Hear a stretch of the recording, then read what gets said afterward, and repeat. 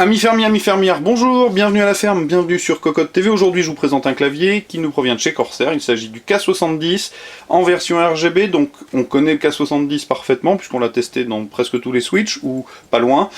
En tous les cas, il s'agit ici de la version RGB, donc la version RGB c'est simple, on reste sur du mécanique, en rouge pour le coup ici.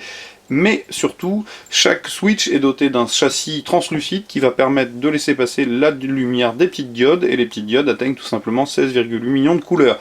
Donc, je vais revenir au clavier rapidement, je vous présente la boîte afin d'en finir avec le packaging, donc 470 RGB, normal, la mention des 16,8 millions de couleurs, les switches rouges. Petite modification dans la présentation, on a un tribal cette fois-ci, Corsair Gaming. Donc quelques caractéristiques techniques au dos, bien évidemment, puisqu'il va expliquer certaines choses par rapport à la personnalisation lumineuse. Au niveau du bundle, petit manque de la part de Corsair, mais tout à fait explicable. Pas de képuleur cette fois-ci, tout simplement parce qu'il faut absolument que les keycaps soient translucides, sinon vous ne verriez pas le magnifique comportement des diodes. Donc voilà, je pense que Corsair a fait l'impasse tout simplement en se disant qu'on ne changerait pas les keycaps. Alors, un guide de démarrage rapide, véritablement succinct, le guide des clauses de garantie et une petite information supplémentaire, toujours sur les garanties. Donc pourquoi je disais succinct sur le guide de démarrage rapide? Tout simplement parce que Corsair vous invite à aller télécharger un PDF qui fait pas moins de 142 pages. Donc comme je vous le disais, j'ai eu le clavier hier.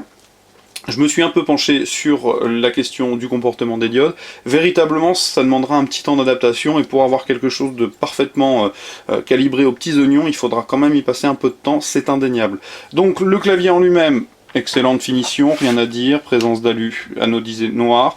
On retrouve le nouveau logo Corsair Gaming avec le tribal.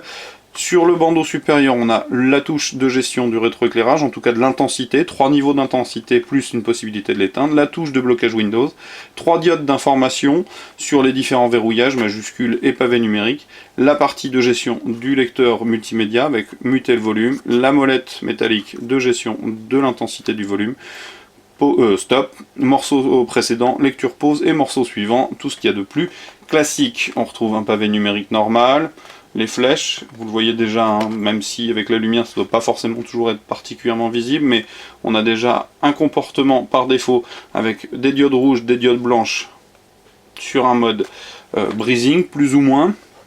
Donc on retrouve des touches au profil haut, je le disais. Il est ici en version QWERTY, nous l'avons en version US. Voilà, le repose-poignet, je ne l'ai pas sorti, j'ai oublié, mais c'est exactement le même que le K70. En dessous on retrouve un plastique granuleux, des pattes de surélévation à l'avant et à l'arrière, 2 petits patins de chaque côté en caoutchouc pour la stabilité sur le bureau, et on a fait à peu près le tour de la question. Alors, comme je vous le disais, c'est un clavier qui demandera un temps d'adaptation pour bien gérer ces histoires de diodes lumineuses, parce que véritablement, le logiciel est très complet, vous pouvez créer un nombre de profils incalculable, vous pouvez affecter à peu près tous les comportements que vous le souhaitez aux touches. La preuve en est, je vais couper la lumière. Voilà, donc là on se retrouve sur un mode que je rallume, voilà, intensité maximale, mode où on va avoir les flèches plus WSAD qui sont donc en mode breezing, le reste en rouge.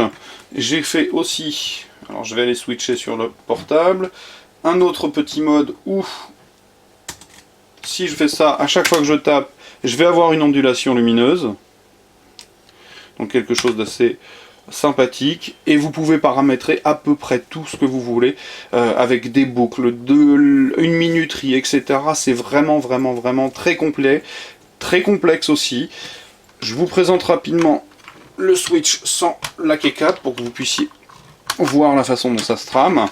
Donc je vous le disais, hein, un châssis donc translucide, les diodes derrière, les switches rouges, et à chaque fois que j'appuie, j'ai paramétré une séquence d'ondulation qui prend un certain nombre de keycaps à la fois. Vous pouvez modifier le nombre de keycaps sélectionnés, vous pouvez modifier la durée de la vague, vous pouvez créer des ondulations, vous pouvez créer vraiment beaucoup de choses. Alors l'intérêt surtout en jeu, c'est de créer un comportement spécifique sur une touche. Alors je sais pas si vous le verrez bien parce que je l'ai fait sur cette touche là, mais l'idée c'est vous cliquez, la touche devient rouge, jusqu'à ce qu'elle passe en bleu, et là ça vous indique que vous pouvez réutiliser votre sort. Donc si vous êtes très patient et que vous pouvez paramétrer tout ça, vous aurez des indications, des informations données par le clavier par rapport à un sort lancé dans LoL ou un autre jeu, peu importe.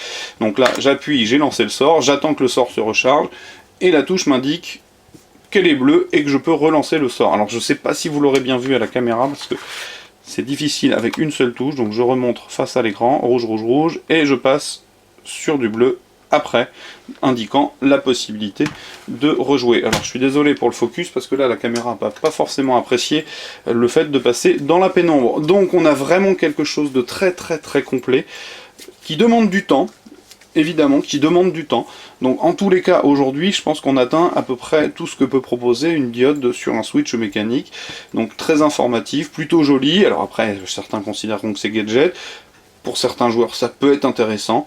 Le prix de vente, je ne l'ai pas encore en tête, donc c'était vraiment le déballage comme ça à brûle pour point, parce que j'ai eu le clavier très très rapidement, hein, hier tout simplement. Donc voilà, je vous présentais le K70 RGB sur cocoteland.com en exclusivité, j'en remercie Corsair pour cela, et je vous invite à venir lire le test écrit qui paraîtra un petit peu plus tard, parce qu'il va falloir véritablement que je me repenche sur la question. Je pense qu'une fois que j'aurai bien maîtrisé le logiciel, je referai une vidéo pour expliquer un peu plus en détail le comportement du clavier et des diodes. En tous les cas, je vous remercie d'avoir visionné cette petite présentation, et je vous dis surtout à très très bientôt, et au revoir.